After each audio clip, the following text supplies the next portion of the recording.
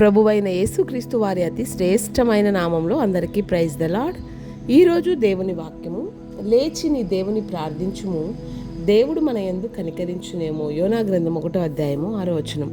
ఈ సందర్భం పరిశుద్ధ గ్రంథంలో మనం గమనిస్తే,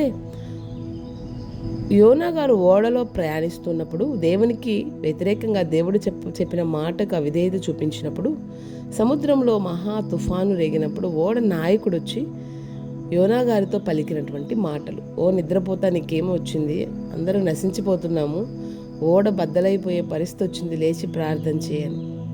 అవునండి, అనేకసార్లు నువ్వు నేను కూడా సమస్యలో, ఇబ్బందిలో, ఇరుకులో ఆ సమస్యను చూసి భయపడుతూ ఉంటాం, వణుకుతూ ఉంటాం. కానీ ప్రభు పాదాలు పట్టుకోమండి, ప్రార్థన చేయమండి, ప్రభు సన్నిధిలో గోజాడమండి. ఈ సమస్య నుంచి నన్ను విడిపించు ప్రభు అని మనుషుల్ని ఆశ్రయిస్తాం.